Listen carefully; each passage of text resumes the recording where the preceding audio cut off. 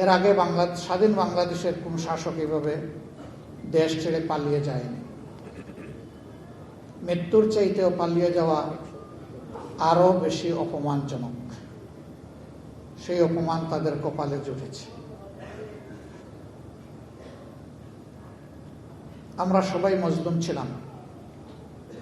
পার্লামেন্টে আমি 2-3 বার বলেছি যে এই পার্লামেন্টে এমন সদস্য খুঁজে পাওয়া কঠিন হবে যিনি ফ্যাসিবাদের হাতে জুলুমের শিকারে পরিণত হননি। সুতরাং এটি মজলুমদের একটা মিলন মেলা। মজলুম তো মজলুমের দুঃখ বোঝার কথা, কিন্তু আফসোস ক্ষমতার চেয়ার সম্ভবত এইরকমই নির্মম যে মানুষকে তার অতীত ভুলিয়ে দেয়। তখন সামনে ক্ষমতার ওই সোনালী ঘোড়ার দৌড় ছাড়া আর কিছুই দেখে না। আপনারা দেখেছেন বর্তমান সরকারি দল সংসদ নির্বাচনের ইঞ্জিনিয়ারিং তারা স্বীকার করে নিয়েছে সংসদের ভিতরে।